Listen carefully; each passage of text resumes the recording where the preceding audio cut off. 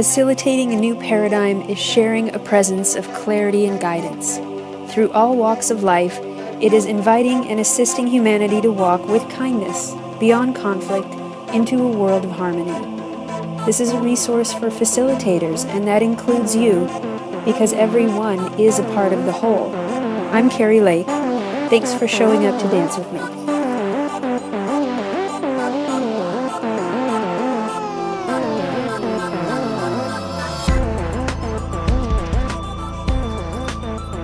Okay, how do you know what you're looking at?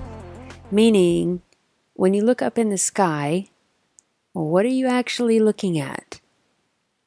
And there's so much to play with. Oh my God. So perhaps some of you or many of you have played with the infrared glasses that you can use and look up that are very, very light filtering and give you access to far more light than you can see with the naked eye. And when you look through these glasses, everything has that green tint to it, but you can see so much subtlety of light, and you can see movement of light that you don't see with the naked eye. If you ever get a chance to play with those glasses, it's really amazingly fun.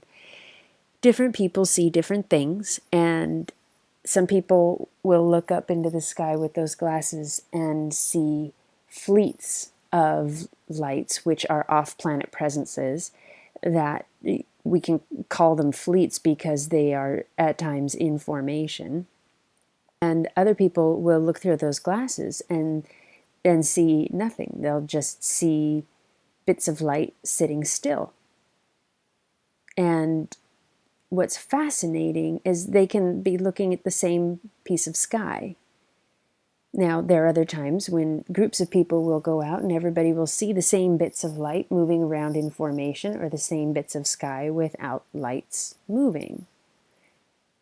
So how do you know what you're looking at? You know, it's really not something that you can find, scientific proof in that moment. It's something that when you're looking at the sky, you see what you see.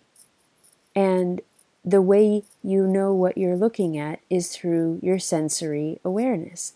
And I'm not just talking about vision. I'm talking about how you feel in your body while you're watching what you're watching. That's going to be the biggest clue, the biggest direction pointer for you, is how you feel in your body while you're watching what you're watching. I'm not even going to say it takes practice.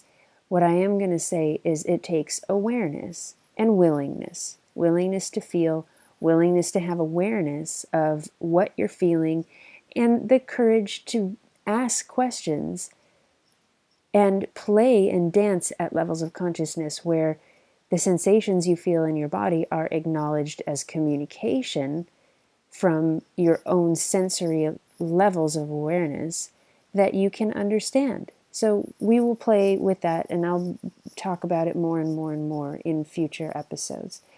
So how do you know what you're looking at? Especially if you don't have the multi-$1,000 infrared night glasses, Not everybody has access to those. You can look up at the sky and see a lot of open space with a few stars here and there. And if that's what you see when you look up at the sky, you're likely in a city or someplace where there's a lot of planetary light, a lot of electrically generated light, because that overpowers the subtlety of smaller lights in the sky. And then maybe you get a little bit out of town and you look up in the sky and you see more stars, and it's amazing. And some of them are changing color a little bit. They twinkle a little bit and get brighter and less bright. And it's amazing and beautiful and fun to watch. And sometimes you'll see shooting stars, and it's amazing and beautiful. Now, then maybe you take yourself out to one of the places where there aren't lights, electrically generated lights. Maybe you go out into the desert, or you have the totally awesome opportunity to be out on a sailboat on the water. Actually, somebody told me the most amazing view of the sky he'd ever had was when he sailed his boat from the mainland to Hawaii. And imagine being in the middle of the ocean, what the stars would look like out there. That would just be so incredible. So when you're looking up at the sky from one of those places, and you're standing and you have access to all of the stars, look up and notice the blanket of stars that are consistent in what they share with you, consistent in the amount of light that they share. And just maybe relax your vision and just let yourself be a little bit willing to see something different. And it's the willingness that lets it all happen. Just being willing to just let your eyes drift and be caught by something that might be a little bit different. Look around at colors. Look at the color of the darkness. Look at the color of the stars. And look around and see if any of the stars start changing color. And what I mean is very literally changing color from what we recognize as white to pink and blue and green and red and back to blue and pink. Just let yourself be willing to be shown these things. And when you're looking around and all of a sudden a star starts to change color, I wonder if that's actually a star or if it's something else. How would a star change colors? How could a star change shapes? It seems to be sitting there, still in the sky, except it's changing shapes and colors. How do you know? How do you know what you're looking at?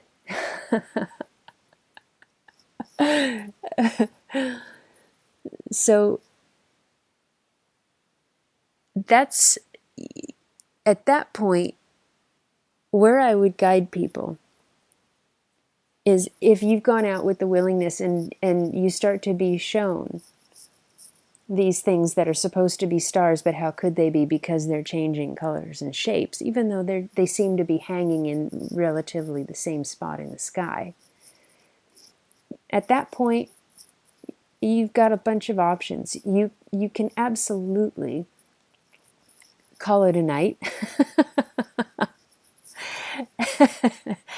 and go Google stars that change colors. I actually haven't done that because I haven't felt the need to. But every time I've had the opportunity to watch these things happen, sometimes I have been with friends and we just enjoy it together. We just enjoy that we've seen this. Other times I have been out in the desert and the sensation of it has been really, really intense. So you can go inside and Google that and see what other people have said about it. Or you can start to tune into your own body and notice, how does my body feel while I'm watching this? Does it feel normal? Does it feel different than normal? Does my body feel would I call it strange? How does my body actually feel? And when you watch how your body feels at the same time that you're watching what you're watching and seeing what you're seeing, that is what's going to start giving you the biggest clues about what it is you're actually looking at. Your body and the sensations through your body aren't going to lie to you to let you know, hey, there's something that we're feeling here. We can actually feel this. Your body is an instrument that's designed to communicate these things to you. And that's why a lot of times it's funny, we'll ask, show me a sign, and then the body will start to feel buzzy or tingly or different somehow, and the mind can immediately interpret that and say, oh no, that can't possibly be something. That's not a something. That's, I ate a bad piece of chicken or whatever.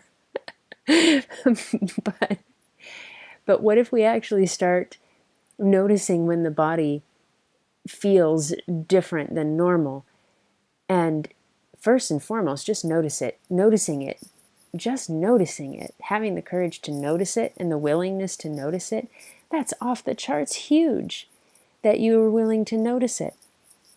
So, good for you. And I mean that with all of my heart. If you've never played with this before and this is the first time you're playing with it, then, oh my goodness, just the willingness to feel something and the willingness to just entertain for a moment that maybe I won't be afraid of it. Maybe I'll explore what I'm feeling and what I'm sensing. That's huge.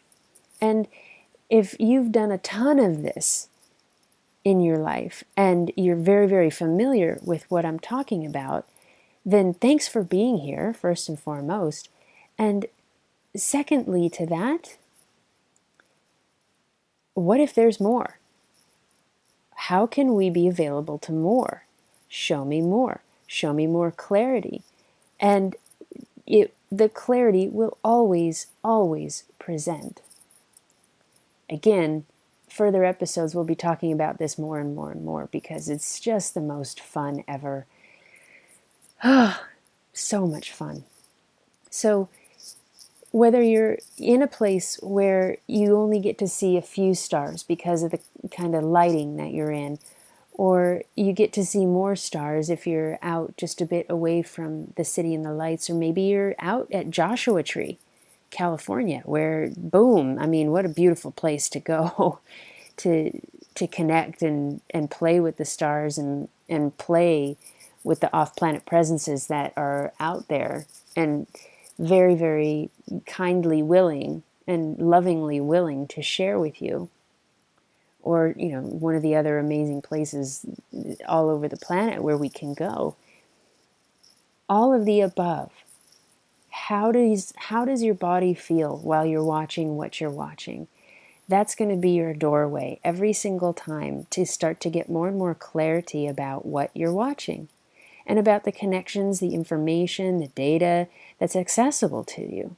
It all happens when we have the willingness to be aware of what we're sensing, and that means being aware of our body. It kind of ties in with, why it might be a beneficial thing to give your body the opportunity for the greatest health and well-being so that it can function as the instrument that it is on your behalf. We'll play with that more and more. Thanks for being here. I hope you have a totally awesome day, and I'll connect with you again soon.